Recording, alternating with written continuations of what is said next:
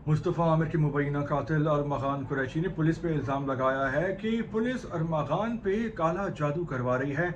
इसके अलावा अरमग़ान ने मुस्तफ़ा आमिर की अम्मी पर भी गंदे गंदे इल्ज़ामात लगाए हैं। अरमग़ान आखिर ऐसा क्यों कर रहा है? इसके अलावा मारंग बलोच को बलूचिस्तान में गिरफ्तार कर लिया गया है और पीटीआई का एक अहम बयान सामने आया है। किसके हक में? इस हवाले से कुछ रिसर्च की है, आपके साथ शेयर करते हैं। सबसे पहले बात करते हैं अरमग़ान कुरैशी की, जो कि इस वक्त पुलिस की तहवील में है। और अरमग़ान ये कहता है, पुलिस पे घिनौना इल्ज़ाम लगाता है कि पुलिस ने अरमग़ान पे काला जादू करवा दिया है। भाई पुलिस है या पाकिस्तान का ये आमिल कामिल बंगाली बाबा है जो कि अरमग़ान पे काला जादू कराएगा? पुलिस को ऐसा करने की क्या ज़रूरत है, काला जादू तक पहुंचने की? अरमग़ान के करतूत ही ऐसे हैं कि उसको तो बहुत पहले गिरफ्तार हो जाना चाहिए था, क्योंकि जो स्कैम कॉल सेंटर वो चला रहा था, मनशियात का काम अरमग़ान कर रहा था, कत्ल अरमग़ान ने किया। इसके अलावा यहीं पे बस नहीं की अरमग़ान ने, बल्कि मुस्तफ़ा आमिर जिसको जला के मार डाला, उसकी वालिदा पे इल्ज़ाम लगाया है। और इल्ज़ाम भी इतना अजीब व गरीब है कि आप हैरान रह जाएंगे। अरमग़ान कहता है कि मुस्तफ़ा आमिर की वालिदा यहूदी हैं, यहूदी एजेंट हैं और वो मोसाद के लिए काम करती हैं।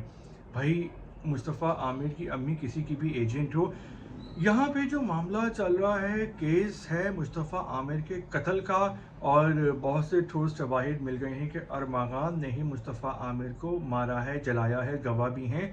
और कुछ टेक्निकल एनालिसिस भी किए गए हैं जिसकी बिना पे अरमग़ान ही कातिल नज़र आता है।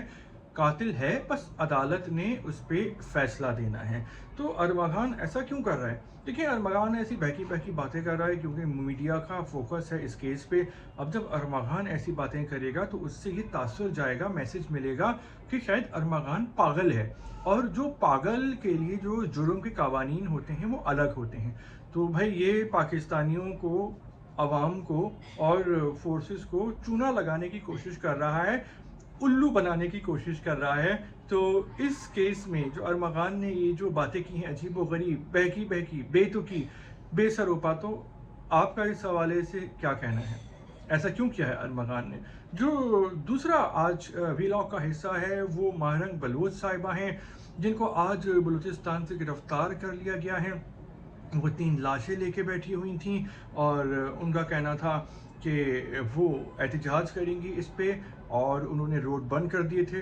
अब पुलिस ये कहती है कि ये इन्होंने रोड बंद किया है जो कि अलाउ नहीं है कानून में, इस वजह से उनको गिरफ्तार कर लिया गया है।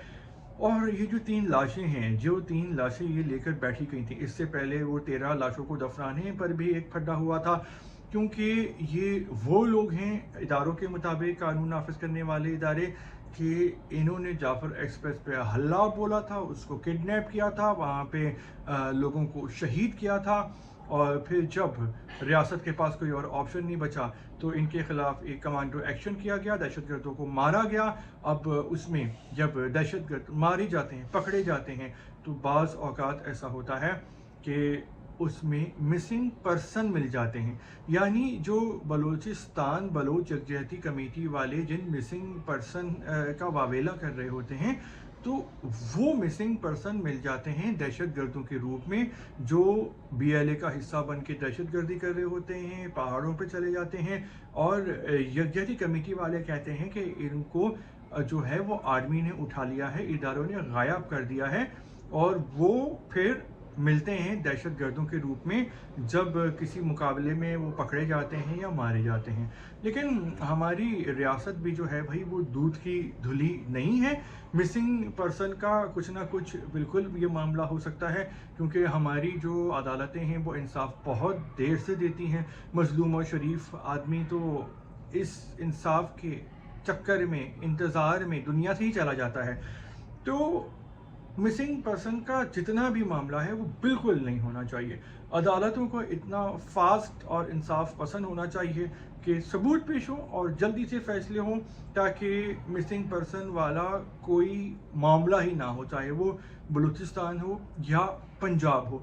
लेकिन ये जो मिसिंग पर्सन का जो मामला बलोच यकजहती बीएलए वाले और यकजहती कमेटी वाले उठाते हैं, तो ये अगर होगा भी तो बहुत मामूली होगा। क्यों? क्योंकि जब दहशतगर्द मारे जाते हैं तो उनका नाम मिसिंग पर्सन की लिस्ट में से बरामद होता है।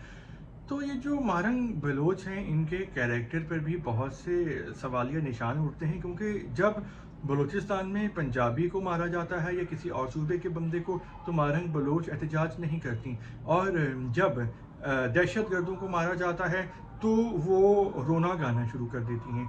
तो भाई इनका जो नैरेटिव है वो एंटी पाकिस्तान है, और ये बलूचिस्तान को अलग करना चाहते हैं, आज़ाद करना चाहते हैं। लेकिन बलूचिस्तान का जहाँ पे रकबा 43% है पाकिस्तान का, आबादी सबसे कम है, रकबा सबसे ज़्यादा है, आबादी 1.25 करोड़ है, उसमें से भी सिर्फ 40% बलोच हैं, 60% पश्तून हैं और दूसरी कौमों के लोग हैं। तो अगर इसमें रेफरेंडम होता भी है तो इनके पास, BLA वालों के पास 15-20 हज़ार लोग हैं। तो ये आज़ादी हासिल करने का जो इंतखाब है, रेफरेंडम है, वो जीत ही नहीं सकते। लेकिन ये जो BLA वाले हैं, इन पे जो फॉरेन कुव्वतें हैं, इंडिया, अफगानिस्तान, इनका जो असर है वो बहुत ज़्यादा नज़र आता है, और इनके दिमागों में नफरत भर दी गई है। तो क्या इसका असल ज़िम्मेदार कौन है? मारंग बलोच मुजरिम हैं, पाकिस्तान की रियासत है, या फिर कोई और है?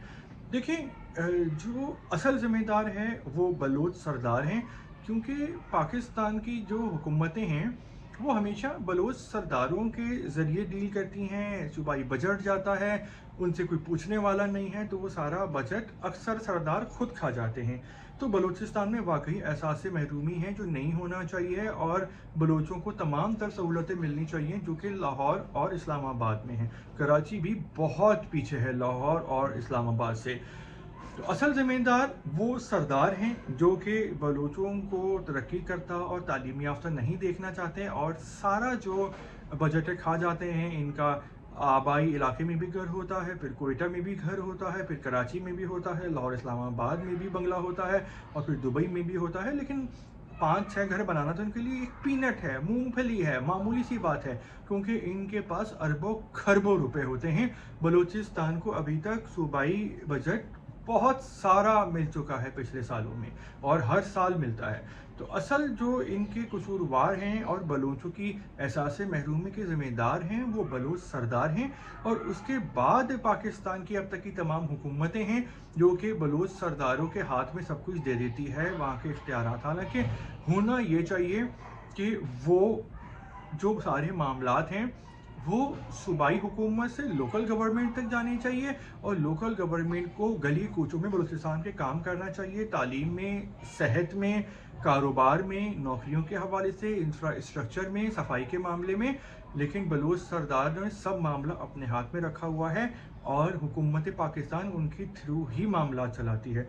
अगर हम इसके मुकाबले में इंडिया की मिसाल लें, तो इंडिया बनने के बाद 1947 में उन्होंने अपनी फ़ौज और इदारों के इख्तियारात को महदूद कर दिया, और जो तमाम वहाँ के सरदार थे और ख़ान थे और बड़े बड़े राजा महाराजा थे, तो उनकी ज़मीनों को कम कर दिया, उसमें कटौती कर दी, उसको अपनी तहवील में ले लिया, और वो सब दूसरे लोगों में, किसानों में बांट दिया, और वो जो एक बादशाह, किंग बन के ज़िंदगी गुजारते थे, उनके इख्तियारात को, दौलत को, ताकत को महदूद कर दिया।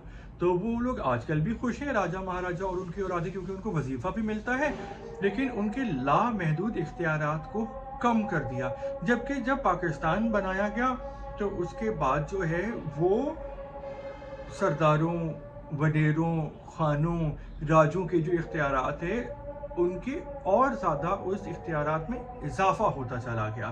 तो ये है मसला, और मसले की जड़, और मसले का हल। तो इस हवाले से आप ही क्या राय है?